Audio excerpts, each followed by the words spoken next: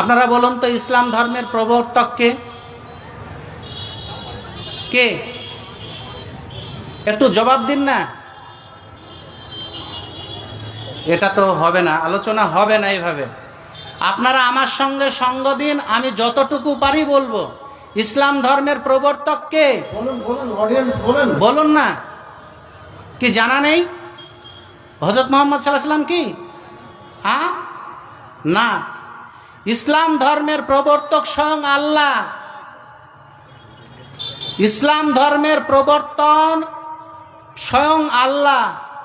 ইসলাম ধর্মের প্রবর্তন কবে হয়েছে? আজ থেকে 1450 বছর আগে কি? না, ইসলাম ধর্মের প্রবর্তন হয়েছে যেদিন থেকে আল্লাহ পৃথিবী সৃষ্টি করেছেন তারও আগে থেকে। জিনেদের উপরও ইসলাম ধর্ম বলা যাবে না, ইসলামী কালচার, ইসলামী দিন তখন লাগু হয়েছে, জিনেদের সময় হয়েছে। ইসলামের পুরো বিষয়টা আল্লাহর এবং এর প্রবর্তনকারী হচ্ছেন আল্লাহ।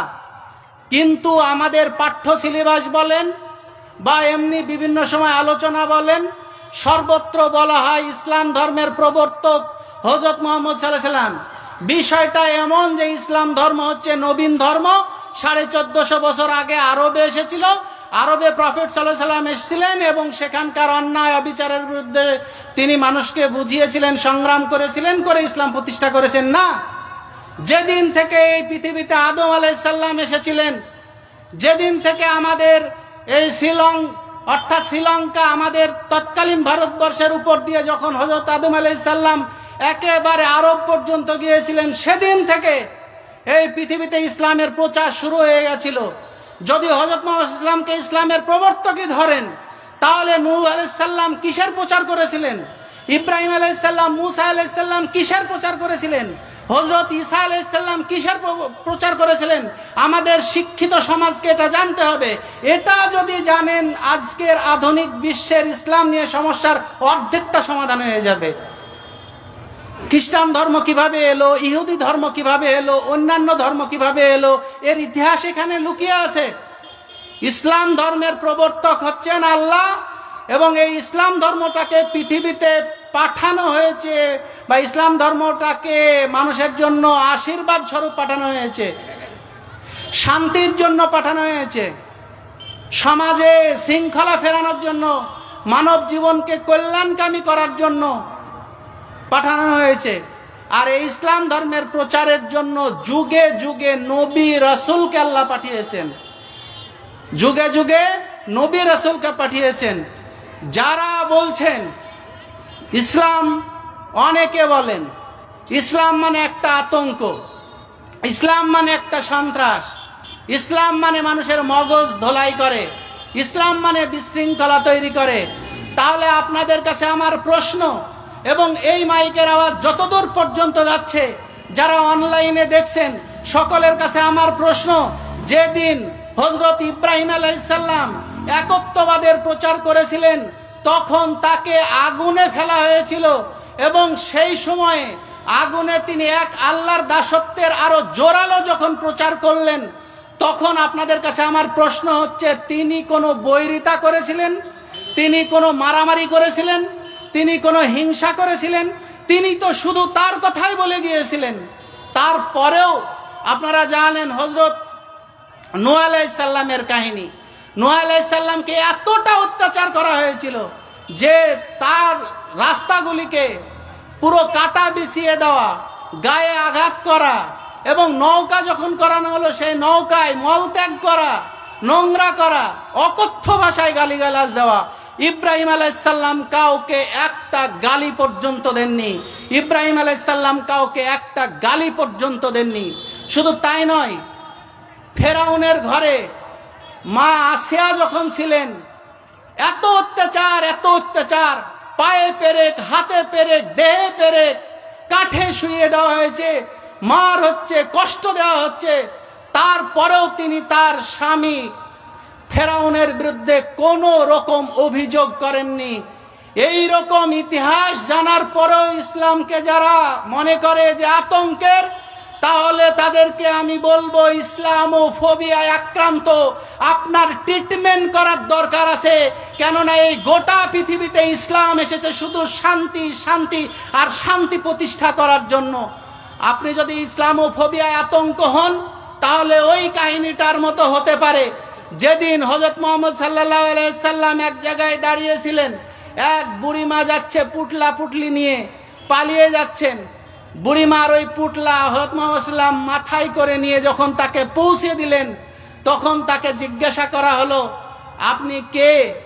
তখন নবী করিম সাল্লাল্লাহু আলাইহি সাল্লাম বললেন, আমি হযরত মুহাম্মদ সাল্লাল্লাহু আলাইহি সাল্লাম, যার ভয়ে আপনি পালিয়ে যাচ্ছিলেন। যারা ইসলামোফোবিয়ায় আক্রান্ত শুধু আমার ভারতবর্ষ নয়, ইউরোপ সহ আফ্রিকা সহ গোটা পৃথিবীতে যারা মনে করছেন ইসলামোফোবিয়ায় এই রোগে আক্রান্ত, আপনারা আতঙ্কে ভুগছেন, তাদের কাছে আমি বলবো নেপোলিয়ন বোনাপার্টের জীবনীটা পড়ে নেবেন, জর্জ বার্টনার্ড শয়ের জীবনীটা পড়ে নেবেন। পৃথিবীর প্রভাবশালী তাবর তাবর যারা আছেন বিশ্ববিখ্যাত ব্যক্তিদের জীবনীটা পড়ে নেবেন। সেই সঙ্গে প্রকৃত ইসলামের ধারণা যদি আপনার থাকে তাহলে দেখবেন বিশ্ব সভ্যতার অরাজকতাকে চ্যালেঞ্জ জানাতে ইসলাম এসেছিল। আপনারা জানেন আরব বিশ্বে যে অরাজকতা ছিল, কি হয়নি? মেয়েদেরকে খুন করা হতো, মেয়েদেরকে শুধু ওই মাটিতে পুঁতে ফেলা নয়, সমাজে মেয়ে জন্ম নেওয়া মানে একটা পাপ ছিল। সমাজে মারামারি রাহাজানি বছরের পর বছর, দশকের পর দশক, শতকের পর শতক এটা চলতো। কোনো বিচার ছিল না, জোর যার মুলুক তার অবস্থা ছিল। কালো মানুষদেরকে পিটিয়ে পিটিয়ে হত্যা করা হতো, দাস প্রথা ছিল, দাসীদেরকে অমানবিক অত্যাচার করা হতো। এইরকম এক নৈরাজ্যপূর্ণ সমাজে ইসলাম এসে আলোকিত করে দিল। এই কাজ করতে গিয়ে হযরত মুহাম্মদ সাল্লাল্লাহু আলাইহি সাল্লামের উপরে আঘাত এতটা এসেছিল, মাথায় ভুঁড়ি চাপিয়ে দেওয়া হয়েছিল, পিঠে ভুঁড়ি চাপিয়ে দেওয়া হয়েছিল, দাঁতকে শহীদ করা হয়েছিল, 3 বছর জেল খাটতে হয়েছিল, তার বাড়ি থেকে এখানে ওখানে পালিয়ে পালিয়ে বেড়াতে হয়েছিল, এবং শেষ পর্যন্ত নিজের জন্মভূমি মক্কা ছেড়ে তাকে মদিনায় যেতে হয়েছিল। এত কষ্ট করার পরেও তিনি যখন গোটা মক্কাবাসীকে ক্ষমা করে দিতে পারে, সেই দিন আর আদর্শের বিরুদ্ধে যারা লড়াই করে আর বলে যে ইসলামোফোবিয়া আক্রান্ত হয়ে যে ইসলাম আমাদের আতঙ্কের কারণ, ইসলাম মানুষের মাথার মগজকে নষ্ট করে ফেলছে, গোটা বিশ্বে অশান্তির কারণ ইসলাম, তাদের মানসিক সুস্থতা কামনা করি। এই রকম মহান ব্যক্তি যিনি কাউকে কোনোদিন হত্যা পর্যন্ত করেননি, তাকে কেউ কেউ বলছেন যোদ্ধা, তাকে কেউ কেউ বলছেন যে না তরোয়ালের জোরে ইসলাম এসেছে। বন্ধু, তা নয়। যে কথাটা বলার জন্য আমি ইসলামের এই প্রসঙ্গ আনলাম, আপনারা জানেন একটা যুদ্ধের কিছু পলিসি থাকে। এক সময় ফিলিস্তিন, এই কথাটুকু আপনাদেরকে বলা খুবই জরুরি। আজকের দিনেও আমেরিকা হুমকি দিয়েছে যে গাজা দখল করে নেব আর ফিলিস্তিনিদেরকে জর্ডান বা মিশরে পাঠিয়ে দেব। এই কথাটা জানা জরুরি এই কারণে যে ফিলিস্তিনে 1922 সালে জনসংখ্যা ছিল, মুসলিম জনসংখ্যা ছিল 81%, খ্রিস্টান জনসংখ্যা ছিল 9%, ইহুদি জনসংখ্যা ছিল 10%। ইহুদি জনসংখ্যা কত ছিল বললাম? 10%। 1922। তারপর আপনারা জানেন এই সময়ে প্রথম বিশ্বযুদ্ধের সময়, প্রথম বিশ্বযুদ্ধের পর দ্বিতীয় বিশ্বযুদ্ধের এই সময়ে বিভিন্ন দেশে ইহুদিদের উপর নির্যাতন শুরু হয়েছিল, আপনারা সেটা জানেন। এবং শুধু তাই নয়, হিটলার যখন ইহুদিদের 60 লক্ষ ইহুদিকে মেরে ফেলেছিল, গিলিটিনে হত্যা করেছিল, তখন গোটা পৃথিবী থেকে নিন্দা তো এসেছিলই, কিন্তু গোটা পৃথিবীর ইহুদিরা ধীরে ধীরে এই ফিলিস্তিনে আসার চেষ্টা করেছিল। বাংলার নবাব সিরাজউদ্দৌলা যদি সেদিন ব্রিটিশ অর্থাৎ ইংরেজদেরকে ব্যবসা করার জন্য জায়গা না দিত, বাংলার নবাব সিরাজউদ্দৌলা যদি সেদিন ওই আলীনগরের সন্ধির সময় যদি সেখানে উপাসনালয় করে বন্ধুত্বের হাত না বাড়াতো, বাংলার নবাব যদি সহজ মনে সবকিছু না মেনে নিত, ব্রিটিশ এদেশে জায়গা পেত না। এই সময়ে যখন ফিলিস্তিন নিজে আক্রান্ত, ফিলিস্তিনে মারপিট চলছে, যে কজন ইহুদি ছিলেন সেই সময়ে, ইহুদিরা আমাদের শত্রু নয়, কিন্তু ইহুদিবাদ অর্থাৎ জায়নিজম, যারা মনে করে ইহুদিদের জন্য একটা রাষ্ট্র থাকবে, শুধু ইহুদিরাই থাকবে, ইহুদি শ্রেষ্ঠ আর বাকিদের প্রতি নিষ্পেষণ করা হবে, তাহলে উইকিপিডিয়া সহ বিভিন্ন মিডিয়া যে কথাটা বলছে সেই কথার পরিপ্রেক্ষিতে এই কথা বলতে হয় যে 1922 সালে যে ফিলিস্তিন ছিল, অর্থাৎ 81% ওখানে মুসলিম ছিল, খ্রিস্টান ছিল 9%, ইহুদি ছিল 10%, সেটা বাড়তে বাড়তে 1948 সালে এসে 45% ফিলিস্তিনকে দিয়ে 55% ইহুদি নামক একটা রাষ্ট্র তৈরি করতে জাতিসংঘ যে ভূমিকা নিয়েছিল। তারপর আপনারা জানেন যে 1905 থেকে 1914 পর্যন্ত কয়েক হাজার মাত্র ইহুদি ছিল, এবং 1919 থেকে 1913 পর্যন্ত 35,000 ইহুদি ছিল। শুধু তাই নয়, 1947 থেকে 1949 সাল পর্যন্ত যখন জাতিসংঘের দ্বিতীয় বিশ্বযুদ্ধের পর জাতিসংঘের কাছ থেকে তারা একটা স্বাধীন সার্বভৌম ইসরায়েল রাষ্ট্রের দাবি আদায় করতে পারছে, তখন গণহত্যা চালিয়েছিল। আপনাদেরকে একটু আগেই বললাম যে ইহুদিদেরকে হিটলার 60 লক্ষ ইহুদিদেরকে হত্যা করার পর গোটা পৃথিবীর ইহুদিরা ওই ফিলিস্তিন নামক জায়গাতে আসতে শুরু করেছিল। সেই সময়ে ফিলিস্তিনের মানুষ, আরবের মানুষ মনে করেছিল এরা অসহায়, কেউ এদেরকে জায়গা দেয়নি। এই আজকের আমেরিকা যে বড় বড় কথা বলছে, আজকের ব্রিটেন, আজকের জার্মানি, ফ্রান্স, রাশিয়া, চীন বড় বড় কথা বলছে, সেদিন কিন্তু এদেরকে জায়গা দেয়নি। এই ফিলিস্তিনি মা বোনেরা সেদিন এই ইহুদি ভাইদেরকে জায়গা দিয়েছিল। এখন আপনি আমাদেরকে বলুন, অসহায় মানুষকে জায়গা দেওয়া কি অপরাধ? কি বলছেন অপরাধ? নবাব সিরাজউদ্দৌলা ব্রিটিশদেরকে ব্যবসা করতে দিয়েছিল, এটা কি কোনো অপরাধ?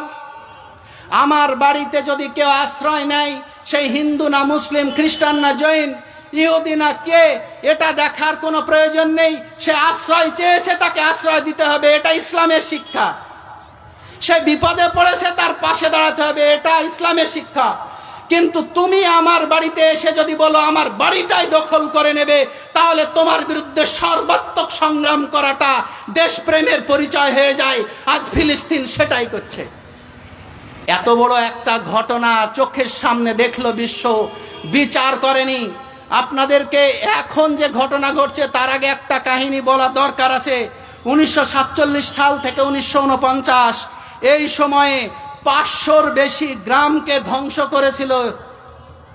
500-র বেশি গ্রাম, ফিলিস্তিনি গ্রামকে ধ্বংস করেছিল এবং 15,000 ফিলিস্তিনিকে হত্যা করেছিল। এর মধ্যে 107 জন নারী এবং শিশু ছিল। এই খবর বিবিসির। কেন এই কথা বললাম? যুদ্ধের কিছু নীতিমালা থাকে। ইসলাম বলেছে যুদ্ধ করা যাবে না, ইসলাম বলেছে কাউকে আঘাত করা যাবে না।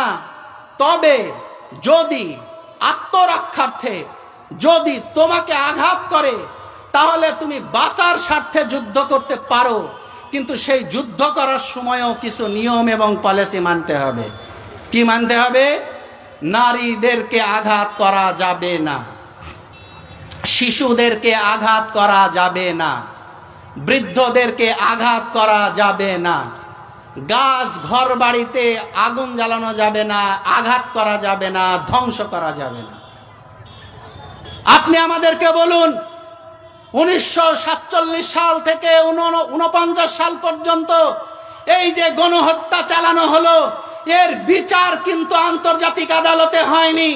তারপর এখন যখন প্রায় 50,000 মা বোনেরা, শিশুরা, সাংবাদিকরা, মানবাধিকার কর্মীরা, তাতে জাতিসংঘের কর্মীরাও আছে, সাধারণ নাগরিকদেরকে হত্যা করা হলো, গত 1 বছর ধরে গোটা পৃথিবী দেখলো, এর বিচার হলো না। কোথায় মানবতা? কোথায় জাতিসংঘ? কোথায় বিচারালয়? কে বিচার করবে? আজকের যারা ফিলিস্তিনি মা বোনেরা, তারা পাথর নিয়ে যখন লড়াই করার চেষ্টা করছে, বিশ্ব বিবেক নীরব। আমি বিশ্বের কাছে প্রশ্ন করতে চাই, ফিলিস্তিনিদের অপরাধ কি ছিল? ফিলিস্তিনিরা তো কোনো শিশুকে মারেনি, কোনো মা বোনকে হত্যা করেনি, কোনো গাছপালাকে হত্যা করেনি। তোমরা গাজাটাকে শ্মশান বানালে কেন? তোমরা গাজাটাকে স্তূপ করলে কেন? মৃতের স্তূপ করলে কেন? এর জবাব কিন্তু আগামী জেনারেশন নেবে।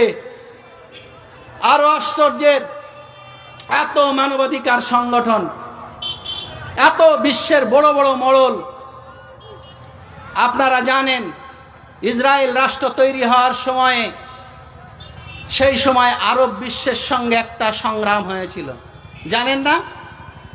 সেই সংগ্রামে আরব বিশ্ব পরাজিত হয়েছিল।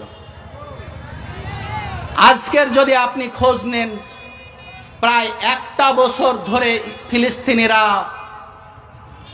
পাথর নিয়ে, বাঁশ নিয়ে, হেসো নিয়ে, কোদাল নিয়ে বা পতাকাটা নিয়ে লড়াই দেওয়ার চেষ্টা করছে।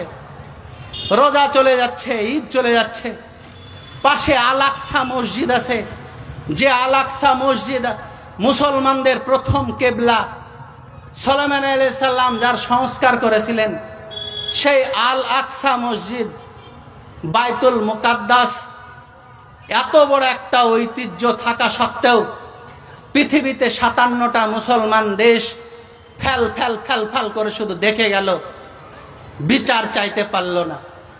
অথচ যদি এরা মনে করত হজের মরশুমে একটা গর্জন দিয়ে বলবো গোটা পৃথিবীর রাষ্ট্রনায়কদের কাছে, আগামী 24 ঘন্টার মধ্যে যদি ইসরায়েল নামক রাষ্ট্র যুদ্ধ বন্ধ না করে, শান্তির পক্ষে না আসে, তাহলে তোমাদের সঙ্গে আমাদের সমস্ত কূটনৈতিক সম্পর্ক শেষ, তাহলে জাতিসংঘ তো বটেই, তার বাবা দাদারা যারা আছে তারাও ভাবতে বাধ্য হতো।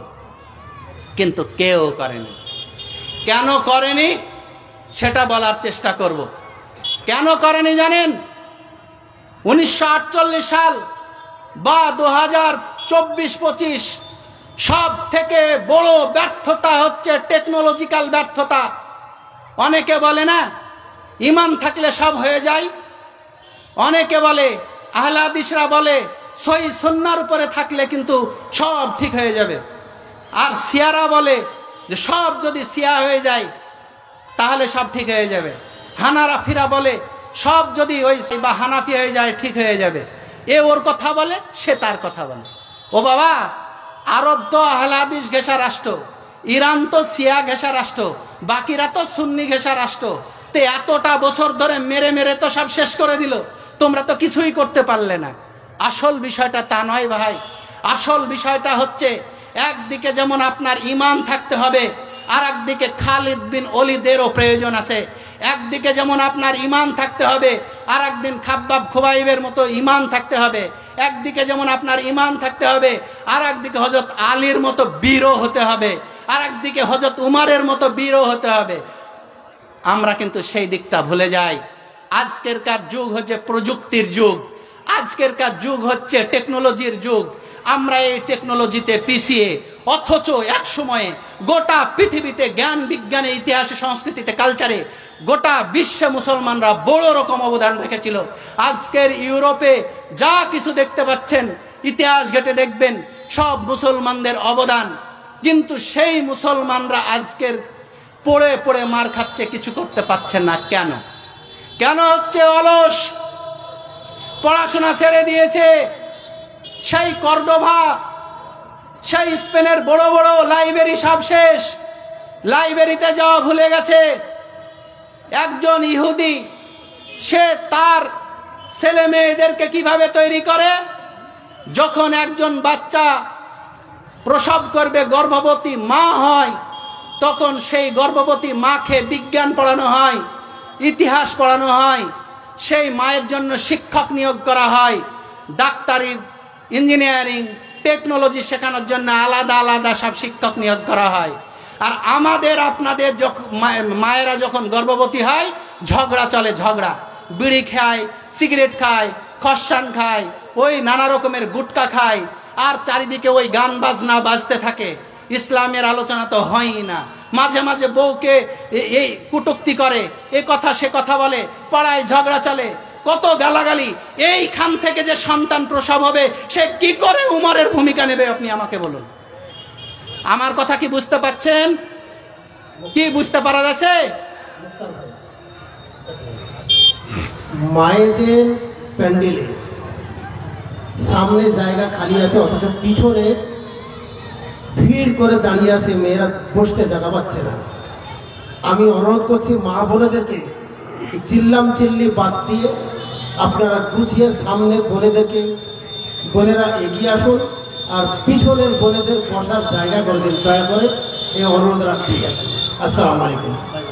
সঞ্চালক সাহেব যেটা বললেন, মা ও বোনেরা জায়গা হচ্ছে না, আপনারা এগিয়ে আসুন, এবং ভাইয়েরা একটু সামনের দিকে এগিয়ে আসুন। ভাইদের অনেকে পিছনে জায়গা হচ্ছে না নাকি বুঝতে পারছি না, দাঁড়িয়ে আছেন, চলে আসুন, আলোচনা শুনুন।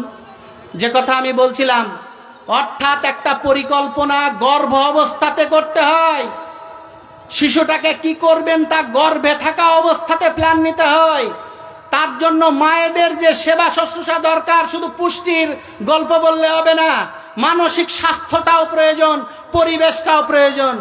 মা গর্ভবতী, যা ইচ্ছা তাই হচ্ছে সমাজে, তার প্রভাব পড়বে না? একজন মায়ের সামনে যদি সব সময় কোরআন শেখান, এরকম অনেক কাহিনী আছে, মায়ের সামনে যদি সব সময় বিজ্ঞানের কথা, ইসলামের কথা, হাদিসের কথা, ভালো ভালো কথা বলেন, ছেলে মেয়েদের উপরে তার প্রভাব পড়ে।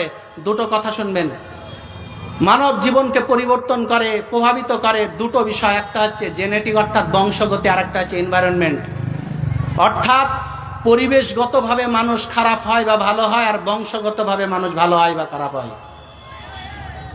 চোর যারা হয়, যারা এলাকায় প্রভাব বিস্তার করে, মার্শাল পাওয়ার যারা আছে, তাদের ছেলে মেয়েগুলিও দেখবেন ম্যাক্সিমাম সব ওইরকম। কেউ পিএইচডি করেছে, ডক্টর হয়েছে, ইঞ্জিনিয়ার হয়েছে, সংখ্যাটা খুব কম আছে, কিন্তু খুব কম।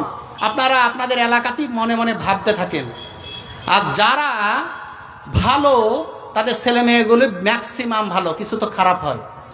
কিন্তু এই খারাপগুলিকে আবার ভালো করা যায় পরিবেশগত কারণে।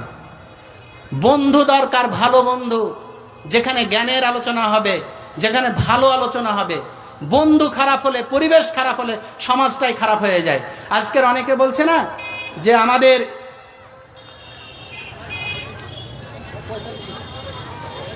আমাদের এই হলো ওই হলো, এটা পরিবেশগত কারণে হয়েছে। আপনাদেরকে আমি যে কথাটা বলছিলাম, আজকের আমেরিকা বলছে গাজার যারা আছে তাদেরকে, অর্থাৎ ফিলিস্তিনিদের, গাজার ফিলিস্তিনিদেরকে সরিয়ে মিশর বা জর্ডানে পাঠানো হবে। অর্থাৎ আমি তোমাকে জায়গা দিলাম বাড়িতে, তারপরে তুমি আমাকে মারলে, অত্যাচার করলে, মা বোনেদের উপর অত্যাচার করলে, শিশুদের উপরে করলে, বাড়িঘর ভাঙলে, গাছপালা নষ্ট করলে, ভূখণ্ড করে নিলে, এখন বলছো তুমি আমাকে যে এই দেশ ছেড়ে তোমাকে চলে যেতে হবে অন্য দেশে। বিশ্ব বিবেক নীরব, কেউ কথা বলছে না। ও আমেরিকা, ও ব্রিটেন, তোমাদের যদি এতই দয়া থাকে তাহলে সেই আমি বললাম 7% ইহুদি ছিল, তাদেরকে তোমরা তোমাদের ব্রিটেনে জায়গা দিলে না কেন? তোমাদের আমেরিকায় জায়গা দিলে না কেন? চীনে জায়গা দিলে না কেন? রাশিয়ায় জায়গা দিলে না কেন? জার্মানি, ফ্রান্সে জায়গা দিলে না কেন? সেই ফিলিস্তিনে কেন পাঠালে? এর দায় বিশ্ব সভ্যতাকে নিতে হবে। আমি আলোচনা শেষ করব, আমি আমার দেশে আসি। আমাদের এই দেশ ভারতবর্ষ, প্রিয় মাতৃভূমি। এই দেশে হযরত আদম আলাইহিসসালাম প্রথম এসেছিলেন, নূহ আলাইহিসসালামের প্রপুত্র প্রথম এসেছিলেন আরব সাগরে। আপনারা জানেন এই দেশ সম্প্রীতির দেশ। স্বাধীনতায় আমরা এক সাগর রক্ত দিয়ে এই দেশটাকে স্বাধীন করেছি। এদেশ আমাদের, এদেশের মাটি আমাদের, এদেশেই জন্মগ্রহণ করেছি, এদেশেই আমাদেরকে মারা যেতে হবে। এ কারণে ইকবাল বলেছিলেন, সারে জাহা সে আচ্ছা হিন্দুস্তান হামারা। কিন্তু এই দেশ, যে দেশের স্বাধীনতায় আমরা হাজার হাজার আলেম ওলামা রক্ত দিলাম, যে দেশকে স্বাধীন করার জন্য আমার যুবকরা রক্ত দিল, ফাঁসির কাস্টে ঝুলল, সেই দেশটাকে কেউ যদি মনে করে ছেলে খেলা করে যা ইচ্ছা তাই করব, এটা হওয়া যাবে না। আপনারা জানেন আমাদের কেন্দ্রীয় সরকার ওয়াকফ বিল আনছে। ওয়াকফ বিল মানে আপনার মাদ্রাসা, আমার মাদ্রাসা, যে টাকা আমরা আদায় করি মাদ্রাসার উন্নতিকল্পে, মসজিদের উন্নতিকল্পে, গোরস্থানের উন্নতিকল্পে, আমাদের যুগ যুগ ধরে এটা হয়ে আসছে। সেই মসজিদ এবং মাদ্রাসার মালিক কে হবে তাও ঠিক দিচ্ছে সরকার। ওই জমি কে কিভাবে পরিচালনা করবে, অর্থাৎ অকাপের সম্পত্তি কিভাবে পরিচালিত হবে তাও ঠিক করে দিয়েছে সরকার। আপনারা বলুন তো, আমার মাদ্রাসা, আমার মসজিদ, আমি রাত জেগে জেগে জেগে কালেকশন করেছি, আমি রাত জেগে জেগে জেগে এর জন্য দোয়া করেছি, আমার জমি দান করেছি, সেই জমির মালিক কে হবে তা সরকার ঠিক করে দেওয়ার কে? সরকার ঠিক করে দেওয়ার কে? কিন্তু সেটাই করছে। কিছুদিন আগে আপনারা জানেন যে মাদ্রাসাকে টার্গেট করা হলো। কেন মাদ্রাসাকে টার্গেট করা হলো? এরা জানে যারা মাদ্রাসাকে টার্গেট করছে এরা হচ্ছে ব্রিটিশের দালাল। ব্রিটিশ মুসলিম ইউনিটি, ভারতীয় ইউনিটি এবং মাদ্রাসাকে ভয় করত। কেননা ব্রিটিশ রাজের ওই চেয়ারের কম্পনটা ধরিয়ে দিয়েছিল মাদ্রাসার মৌলানারা। মোহাম্মদ আলী শওকত আলী থেকে, ইসমাইল সিরাজি থেকে, মৌলানা উবায়দুল্লাহ সিন্ধি থেকে শুরু করে, যত মৌলানা আশফাকুল্লাহ থেকে শুরু করে বড় বড় মৌলানারা এদেশের স্বাধীনতা আন্দোলনের ঝড় বইয়ে দিয়েছে। মৌলানা আকরাম খাঁ থেকে শুরু করে সকলে। এবং আপনারা জানেন মৌলানা তিতুমির, তিনি একটা মসজিদের ইমাম ছিলেন, তার লড়াই দেখে ব্রিটিশ থরথর করে কাঁপত। এরা তো ভয় করছে মাদ্রাসাকে এই কারণে, কেননা মাদ্রাসাতে সততার কথা বলা হয়, মাদ্রাসাতে ভালোবাসার কথা বলা হয়, মাদ্রাসাতে দেশপ্রেমের কথা বলা হয়, সমাজ গড়ার কথা বলা হয়। তাহলে তো উশৃঙ্খলতা করা যাবে না, তাহলে তো অরাজকতা করা যাবে না। একটা সহজ বুদ্ধি বলুন তো, পৃথিবীতে দুটো বড় বড় যুদ্ধ হয়েছে, প্রথম বিশ্বযুদ্ধ এবং দ্বিতীয় বিশ্বযুদ্ধ। কোন মাদ্রাসার ছাত্র বা কোন মাওলানা করেছে এটা? পৃথিবীতে বড় বড় জেনোসাইড হয়েছে, বড় বড় গণহত্যা হয়েছে, এখনো যুদ্ধ চলছে। রাশিয়া ইউক্রেন যুদ্ধ চলছে, সিরিয়াতে চলছে। কোন মাদ্রাসার ভূমিকা আছে, কোন মাওলানার ভূমিকা আছে? আসলে এটা কোনো বিষয় না বাবা। মূল বিষয় হচ্ছে ওরা ভয় করছে ইসলামের উত্থানকে, ওরা ভয় করছে ইসলামের ভালোবাসাকে। আর আমি একটা আয়াত বলেছি প্রথমে, ইউরিদুন আলী উত্তিউ নরল্লাহি বিআফওয়াহিম আল্লাহু মুতিম্মু নূরিহি ওয়ালাউ কারিহাল কাফিরুন। আল্লাহ ওয়াদা তার নূরকে, তার দিনকে, তার ইসলামকে, তার আলোক রশ্মিকে, তার এই প্রজ্বলিত আলোক শিখাকে আরো গোটা পৃথিবীতে ব্যাপ্ত করবেই, প্রকাশিত করবেই, আলোকিত করবেই। তাতে যার যা ইচ্ছা হোক, অর্থাৎ কাফেরদের যা ইচ্ছা হোক, মুশরিকদের যা ইচ্ছা হোক, আল্লাহ আল্লাহর দিনকে প্রতিষ্ঠিত করবেই। এটা জেনে যাওয়ার পরে তারা চক্রান্ত করছে। আমি আমার আলোচনা শেষ করব, শুধু আপনাদেরকে একটা কথা বলি। প্রিয় ভাই, আমরা প্রায় জালসা শুনি, জালসা সর্বত্র হয়, এখানেও হচ্ছে। আমরা এই জালসা থেকে শুধু এইটুকু শিখে যাব, ফিলিস্তিনের কাহিনী হোক বা ওয়াকফের কাহিনী, আমি খুব কাছ থেকে সমাজটাকে দেখেছি। আমাদের এই মুহূর্তে যেটা করার দরকার, এর জন্য সবাই কিন্তু দায়ী নয়, এর জন্য দায়ী হচ্ছে পৃথিবীর রাষ্ট্রনেতারা। এই রাষ্ট্রনেতারা যদি চেঞ্জ হয়ে যায় তাহলে গোটা পৃথিবী চেঞ্জ হয়ে যাবে। আমাদের এই ভারতবর্ষ মিশ্র সংস্কৃতির দেশ। এখানে আদিবাসীরা যেমন থাকে, দলিতরা যেমন থাকে, হিন্দু, শিখ, খ্রিস্টান, বৌদ্ধরা, জৈনরাও থাকে। সকলের সঙ্গে একটা ইউনিটির পরিবেশ তৈরি করা কিন্তু আমাদের দায়িত্ব। মুসলমান যেখানে সংখ্যাগুরু, সেখানে হিন্দু ভাইরা যদি সংখ্যালঘু হয়, তাদের মাথায় হাত বুলিয়ে তাদেরকে বুকে টেনে নেওয়াটা মুসলমানদের দায়িত্ব। কেননা মুসলমান অধ্যুষিত এলাকায় কোনো সংখ্যালঘু হিন্দু বা শিখ খ্রিস্টান যদি অত্যাচারিত হয়, যদি দুঃখ পায়, কষ্ট পায়, কাল কিয়ামতের ময়দানে নবী সাল্লাল্লাহু আলাইহি সাল্লাম ওই সংখ্যালঘুর পক্ষ নেবে, মুসলমানের পক্ষ নেবে না। তাই আমাদের পাশে যারা অমুসলিম ভাই আছে তাদের সঙ্গে ভালো ব্যবহার করতে হবে। আমি আগেই বলেছি, এদেশ আমাদের, এদেশের আইন, এদেশের সংবিধানকে রক্ষা করা আমাদের নৈতিক দায়িত্বের মধ্যে পড়ে। তাই যে কোনো অন্যায় হলে তার প্রতিবাদ করাটাও আমাদের জরুরি। এদেশে যখন মব লিঞ্চিং হয়, গণপিটুনি হয়, আখলাকের বাড়িতে গরুর মাংস আছে কিনা ফ্রিজে দেখা হয়, হত্যা করা হয়, যখন পেহলু খানের ঘটনা ঘটে, তাবরেজ খানের ঘটনা ঘটে, যখন আপনার এদিকে সাবির মল্লিকের ঘটনা ঘটে, বা আমাদের মালদার আফরাজুলকে রাজস্থানে পুড়িয়ে হত্যা করা হয়, বা কখনো কখনো ট্রেনে দাড়ি দেখে, টুপি দেখে আক্রান্ত করা হয়, যে কথাটা সাচার কমিটির রিপোর্টে বলেছিল, তখন আমাদেরকে এদেশের সংবিধান মেনে, প্রশাসনকে সঙ্গে নিয়ে, আইনকে সাথে নিয়ে গণতান্ত্রিক পদ্ধতিতে সর্বাত্মক দুর্বার সংগ্রামে যাওয়া দরকার। আন্দোলন ছাড়া কোনো পথ নেই। কেননা আপনারা জানেন সিএনআরসি আনার সময়ে গোটা দেশ জুড়ে 276টা শাহিনবাগ আন্দোলন তৈরি হয়েছিল, ধর্ণা তৈরি হয়েছিল। তখন সরকার বলেছিল এনআরসি করব। আজকের প্রায় 5টা বছর হতে চলেছিল, সরকার এনআরসি করতে পেরেছে কি? পারেনি। কেননা করিমপুরে আন্দোলন হয়েছিল, পাটকাবাড়িতে আন্দোলন হয়েছিল, হরিহরপাড়ে আন্দোলন হয়েছিল, পলাশিতে আন্দোলন হয়েছিল, কলকাতায় আন্দোলন হয়েছিল, উত্তরপ্রদেশ থেকে দিল্লি, গোটা ভারতবর্ষের আনাচে কানাচে আন্দোলন হয়েছিল। করোনা যদি শুরু না হতো গোটা গ্রামে গ্রামে আন্দোলন শুরু হয়ে যেত। তাই অন্যায় হলে প্রতিবাদ করতে হবে এবং গণতান্ত্রিক পদ্ধতিতে শান্তিপূর্ণভাবে আন্দোলন করতে হবে। অধিকার কেউ কাউকে দেয় না, কেড়ে নিতে হয়, অধিকার ছিনিয়ে নিতে হয়। আশা করি এই আলোচনা থেকে আমাদের যুব সমাজ যে পথ দেখিয়েছে, যখন ফিলিস্তিনের যুব সমাজ তারা পথ দেখাচ্ছে গোটা পৃথিবীতে কামড়ে, গতকাল ফিলিস্তিনের এক যুবক ধ্বংসস্তূপের উপর দাঁড়িয়ে আজান দিচ্ছে, একজন মানুষ নেই, আল্লাহু আকবার ধ্বনিতে গাজাকে মুখরিত করছে। তখন আমরা বুঝেছিলাম একজন যদি বেঁচে থাকে, কোনোদিন যদি সুযোগ পেয়ে যায়, তোমরা মেরে মেরে মেরে যদি স্তূপ বানিয়ে দাও, আমরা ভালোবাসার জানালা খুলে দেব তোমাদের জন্য।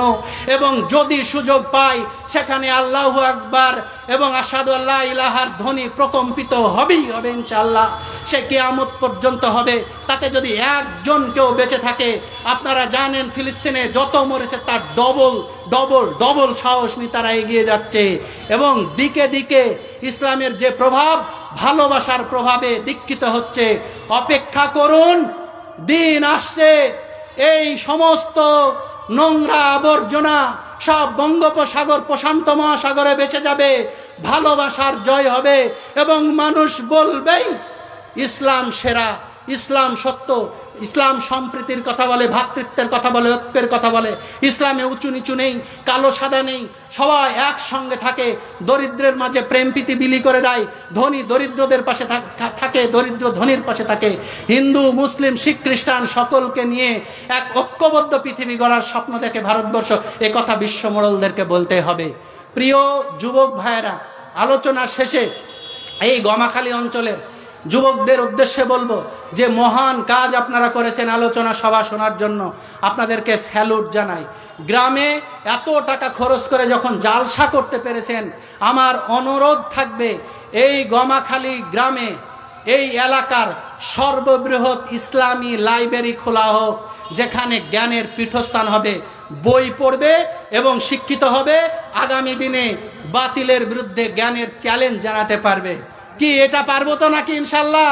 গ্রামে গ্রামে পাড়ায় পাড়ায় মসজিদে মসজিদে লাইব্রেরি করুন, ছেলে মেয়েদেরকে পড়ান এবং যারা স্কুল ছেড়ে দিয়েছেন বাড়িতে বই কিনুন এবং পড়ুন। প্রতিদিন একটা করে হলে কোরআনের আয়াত বাংলা সহ পড়ুন। এই জ্ঞানের চর্চা যদি শুরু হয়, আপনার বিবেক খুলে যাবে, অন্যায়কে অন্যায় বলবেন, ভালোকে ভালো বলবেন, গোটা পৃথিবীতে কি হচ্ছে জানতে পারবেন। তখন নিজের অধিকার নিয়ে সচেতন হবে। স্টাডি, স্ট্রাগল, সার্ভিস, অর্থাৎ সেবা পর্যন্ত করতে হবে। বিপদে আপদে মানুষের পাশে দাঁড়াতে হবে। আপনার প্রতিবেশী ক্ষুধার্ত থাকবে আর আপনি পূর্ণ মুমিন হবেন, এটা হতে পারবেন না। এটা হাদিসের কথা। সেই ব্যক্তি পূর্ণ মুমিন নয় যে ব্যক্তি পরিতৃপ্ত করে আহার করলো আর তার প্রতিবেশী ক্ষুধার্ত থাকলো। সুতরাং প্রতিবেশীদের সঙ্গেও ভালো ব্যবহার করতে হবে। আশা করি আমার এই বক্তব্য কি আপনারা বুঝতে পেরেছেন? আমরা কি আগামী দিনে সকলে নিজ নিজ গ্রামে বাড়িতে একটা করে লাইব্রেরি খুলতে পারবো? দুটো বই হলেও লাইব্রেরি খুলতে পারবো কি? আপনারা হাত তুলে এটা জানান তো। এটুক যদি আমরা আজ করতে পারি, লাইব্রেরি গ্রামে গ্রামে বাড়িতে বাড়িতে, কি হাত তুলতে ভয় করছেন কেন? কোরআন দিয়ে হাদিস দিয়ে লাইব্রেরি ভর্তি করুন, ইসলামী বই দিয়ে। ইনশাআল্লাহ করব। প্রতিদিন একটা করে হলেও কোরআনের আয়াত পড়বো বাংলা সহ। কারা কারা পড়বেন একটু হাত তুলেন তো।